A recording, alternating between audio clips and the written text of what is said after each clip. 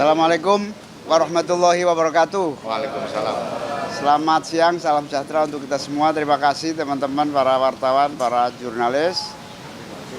Alhamdulillah kami jajaran pengurus DPP PKB dan ketua-ketua PKB provinsi, DPW PKB se-Indonesia. Ada ketua yang baru terpilih. Dari semua ini ketua-ketua di provinsi yang baru semua. Mulai dari Papua sampai Aceh. Mana Aceh? Ini. Nah ini, Pak Ruslan. Ini ketua baru PKB di Aceh.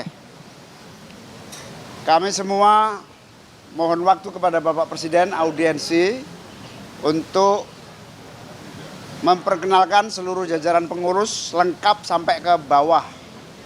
Yang kedua, kami baru menyelesaikan Akademi Politik Kebangsaan, Akpolbang, di mana calon-calon pengurus utama harus lulus mengikuti Akademi Politik Kebangsaan yang baru saja kami selesaikan beberapa hari yang lalu. Kami juga melaporkan, kami telah melaksanakan rapat koordinasi dan menyampaikan berbagai ide, gagasan, usulan dalam rangka mensukseskan pemerintahan di bawah kepemimpinan Pak Prabowo. Beberapa hal kami telah menyampaikan, PKB mendukung penuh semua keputusan kebijakan dan program-program yang sangat dinikmati rakyat secara langsung. Bahkan kita siap mensukseskan upaya lanjutan dari seluruh program strategis itu.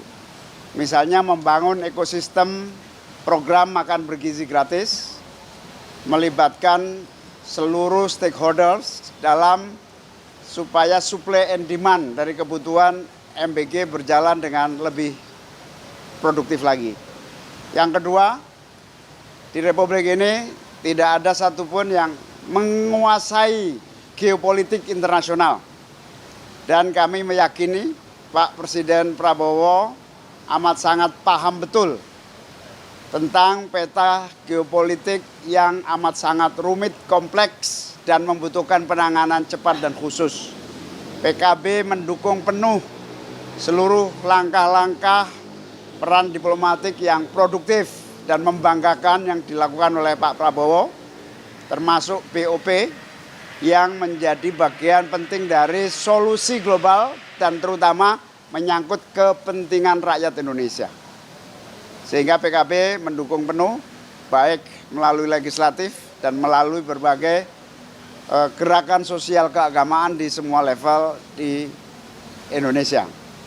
Yang ketiga, kami juga meyakini sepenuhnya Pak Prabowo telah mendeklar memimpin perubahan sistem, terutama perubahan sistem ekonomi yang sangat liberalistik, kompetitif tanpa perlindungan kepada yang kecil, bergeser kepada ekonomi yang memberi ruang kepada yang kecil, bukan hanya yang atas.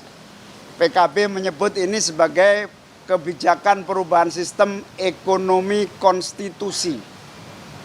Pokok utama pertemuan kami ini tadi adalah melanjutkan agenda politik PKB bersama agenda politik Presiden, yaitu melanjutkan sistem ekonomi konstitusi pasal 33 Undang-Undang Dasar 1945 dengan kalimat sederhana, yang kecil saatnya mendapatkan akses, permodalan tidak hanya dimiliki dan dinikmati segelintir orang, tetapi justru yang paling bawah yang harus menikmati permodalan. Itulah inti dari sistem ekonomi berbasis konstitusi. Menghentikan persaingan terlampau bebas dan mencekik yang kecil, negara hadir, pemerintah menjadi pelaku aktif melindungi ekonomi kecil. Itulah yang menjadi ideologi PKB yang sangat yakin Presiden mampu memimpin itu dan kita akan berada di bawah dukungan yang kerja yang sungguh-sungguh dilakukan oleh Bapak Presiden. Kami semua PKB yakin Presiden akan sukses melaksanakan ekonomi konstitusi ini, terutama pada aspek keadilan pemerataan dan keadilan ekonomi. Itulah poin-poin penting. Salah satunya kami puas di bawah kepemimpinan Presiden Prabowo. Kami yakin Pak Prabowo akan sukses memimpin kita bukan hanya 5 tahun, bahkan 10 tahun yang akan datang. Amin. Cukup? Sudah ya, cukup ya?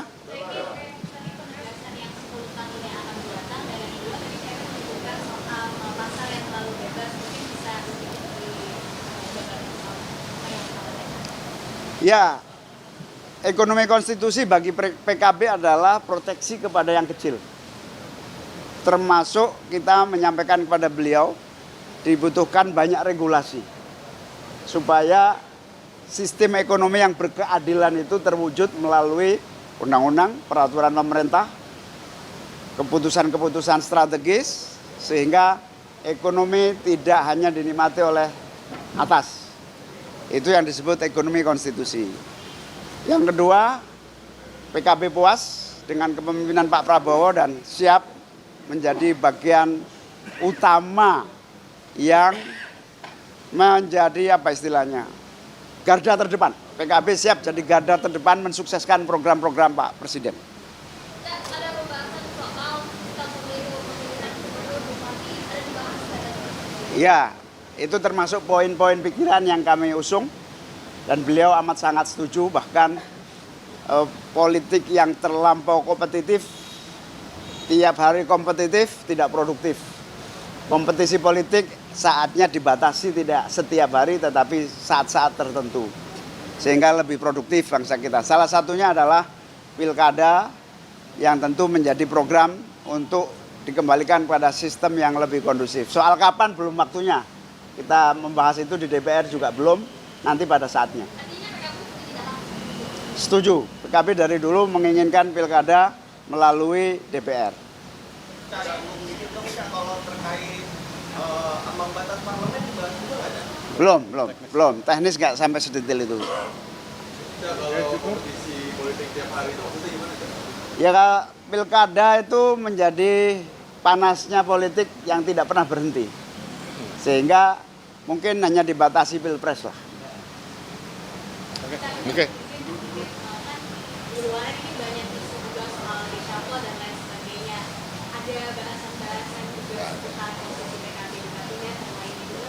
Oh, sama sekali tidak bahas itu karena kami pada prinsipnya ini inisiatif kami untuk ketemu karena memperkenalkan teman-teman yang baru-baru ini dari ketua-ketua provinsi yang bagi kami penting untuk melaksanakan tugas-tugas di masing-masing daerah.